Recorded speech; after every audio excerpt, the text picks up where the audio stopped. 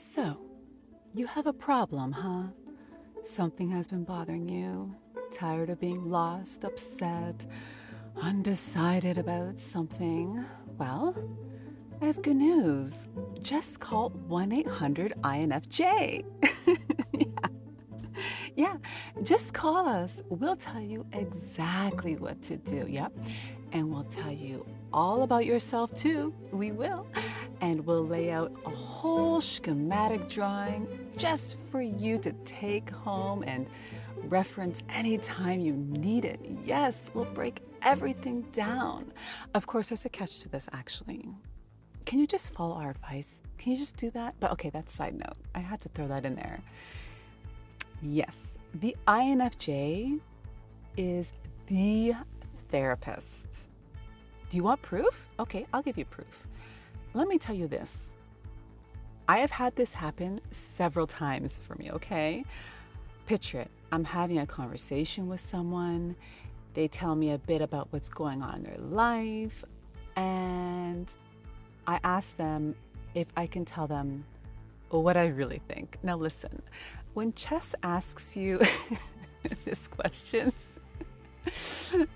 be prepared, okay? Because these people say yes and they have no idea what they just signed up for. But great, they gave me the green light and I start going in, right? And I mean, I deep dive, okay? I tell them what I think. I tell them the psychology behind it all. I lay out possible scenarios. And the biggest one of all, I don't know if this is just a Chess thing or if it's an INFJ thing. You guys let me know. But I cut to the core with it. I just zero in on the nitty gritty. I mean, what the hell? They gave me the permission. I asked, okay? That's why I ask now, because I kind of learned my lesson that maybe I'm a little too much for people. Like when I talk to people, I'll kind of throw little things out there and see how they respond to it, and I can kind of see how far I can go with my analysis of them. But sometimes it's hard to know, so I just ask, and I figure, what the hell, you asked for it. So, anyways, but guess what happens? Okay, you got to hear this. Then, after I give them a whole shtick, I'll say to them, so what do you think? Like, does it make sense to you? And guess what they say to me, guys? Just guess. They tell me they've already been seeing a therapist, unbeknownst to me, okay? They've been seeing a therapist and that the therapist said the exact same thing to them. Yes, you heard it right. God knows how many sessions they did, how much money they spent. And here I was giving it to them in about 1 hour max? You know, they probably spent like 15 minutes, maybe half an hour maximum telling me what's going on, blah, blah. And then boom, in no time at all. I'm like, yeah, this is what's up. Chop, chop, chop, chop, chop. And I just tell them, I told you, just call 1-800-INFJ. That's it. And you know what? Okay. It's not because I'm brilliant. No, I mean, don't get me wrong. I love being right, okay? Chess loves being right. So I really get a kick out of it when I hear like, a therapist said the exact same thing as me. But no, I'm not brilliant, guys. I'm really not. I got my street smarts. Don't get me wrong. It's because I'm an INFJ, people, okay?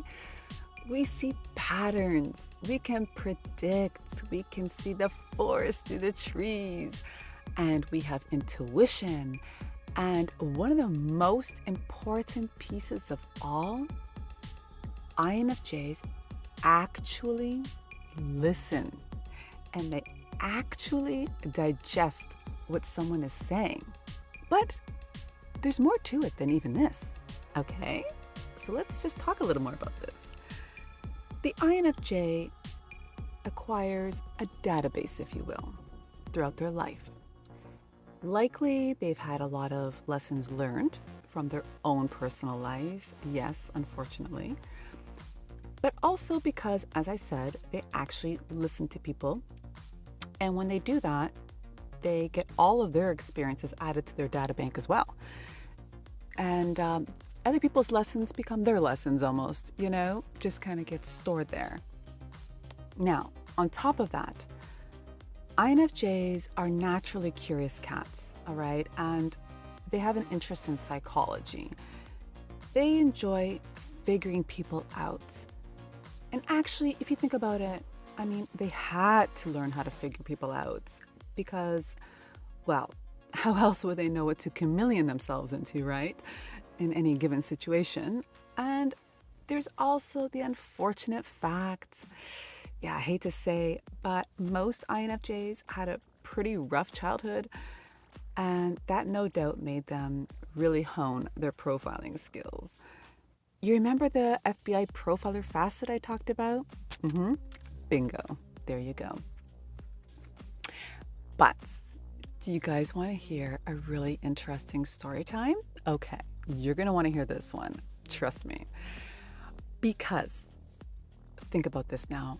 For how many years in my life I have been a therapist for people, right? Okay. Now, me personally, I'm kind of bold. Okay, like I told you, I'll dangle a little carrot out there and I'll say, okay, how far can I go with this person, right? But every once in a while, I just go for it, right? And even if they give me the green lights, I know actually I'm going further than they ever anticipated that I was going to go. I kind of feel bad for them sometimes, they really didn't know what they were signing up for. But anyways, and my whole life, I've never experienced someone like me, okay? So get this. I told you guys in the past in other videos, but who knows if you've seen those videos, right? But anyways, my friend's boyfriend, who I've met recently, when I met him, he was just over with me and her and one of our other friends, whatever. And I tell you, when me and these two girls get together, we go in. So anyways, we just, bam, we just opened the curtains on it and he saw the raw deal. We didn't hold back, okay? And it was kind of like an initiation because we ended up digging into his life and he actually, okay, hold on, because he volunteered it, he told us some things and heavy shit, right? Anyways. And of course, Chess, come on. I gotta filter through it all and I gave him all my therapy sessions on blah, blah, blah, right? Okay.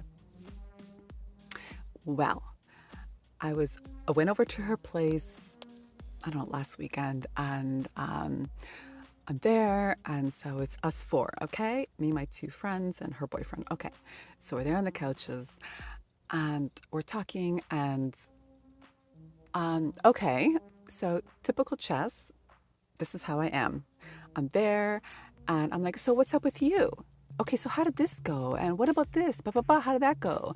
And then I'll go to the next person. And then what about this? How did that part go? Da, da, da, da. I'm checking in, how did everything happen or whatever. And out of nowhere, okay, he looks at me and he goes, you know what I noticed about you, Chess? And I'm like, what? He's like, you know what? He goes, you're here and you're asking everybody about how they're doing.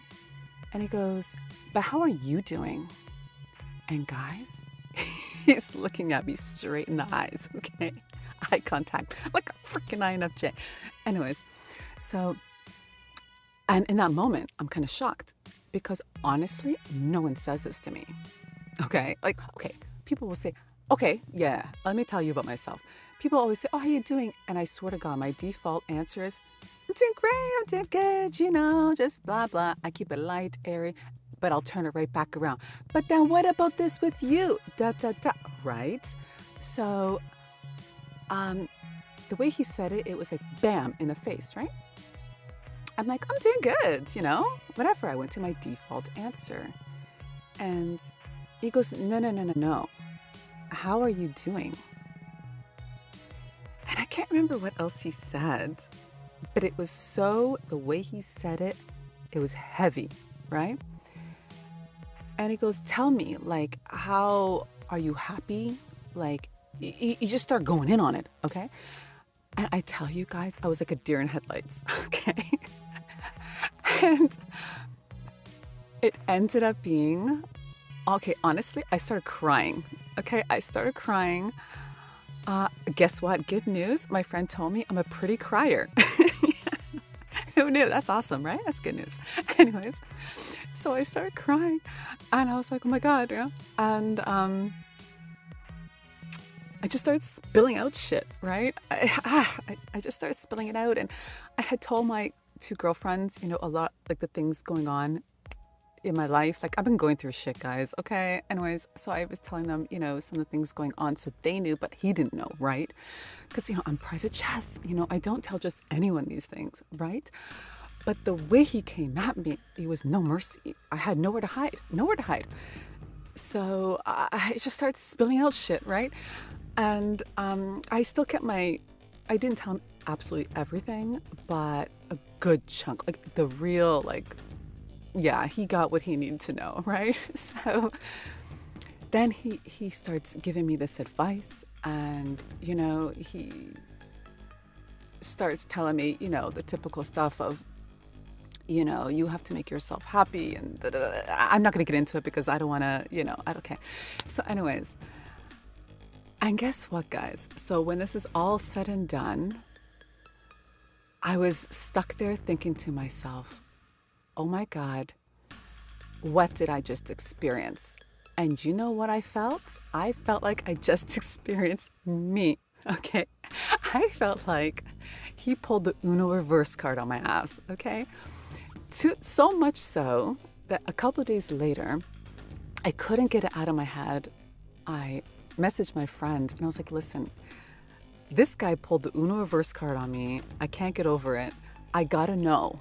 Can you have him take the MBTI test? Because I started thinking, like, what the hell? This guy was me, Oh, and I also asked her,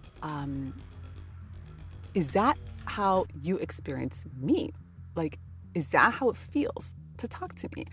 And she was like, yeah, that's you. Like, that's how it feels to talk to you. But that's why I love you, because bam, like you get to it, right? And so he did take the MBTI test because, yeah, I was so curious. Is this guy an INFJ? Like, what the, what's the correlation here? And he said, yeah, I'll take it for you. So he did it. And he's INTJ. Yes, that's what he is, INTJ. So we got some things in common, right? But okay, whatever. He's not INFJ. But my whole point to this story time, guys, is I tell you what, experiencing an INFJ, I realized, is a damn experience. When they feel comfy enough to really go in on something with you, it's something else. I mean, I don't know if it's just me. Maybe that's only the way I am. I have no idea. But I mean, look at it. I mean, he just cut to the chase. And he's only hung out with me about 5 times max, right? I mean, granted, okay, we go deep with all our conversations and, we kind of dived into the deep end with him really quick, as I said, like teasing out all different areas of his life and all that stuff. And maybe part of the reason why I broke down with him is because I was kind of his therapist first, like all the previous times I saw him, I went in on him like I was his therapist. And when he turned it right back around on me, I kind of felt like, well, shit, how do I not reciprocate almost? Do you know what I mean? Like, how do I not give it back, right? But let me say this, okay? Because although I was kind of blindsided by it all, I walked away from it appreciative, because if you think about it, like only someone that has good intentions for you or wants the best for you would put in that kind of effort, right? Do you know what I mean? And that's the way, I guess, the main takeaway actually of this whole video, now that I think about it, because being the therapist is like a love language for the INFJ, it's how you see their care. And it just so happens to work out because they're great at it, and the other person gets the benefit, of course. And I think I've told you guys before, I really do believe like INFJs just can't see themselves.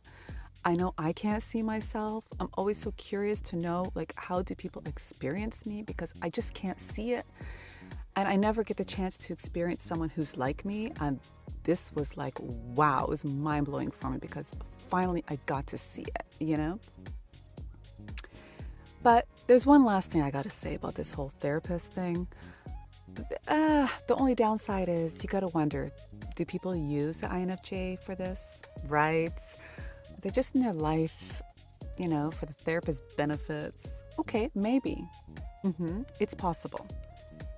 But don't get too upset about this because the way I figure it is, worst case scenario, the INFJ will figure it out, and then once they realize, they'll just kind of cut the person out of their life, or they'll just stop giving away their sessions. And I mean, at the end of it all, worst case, they can just use those sessions they gave that person to add to their data bank, right?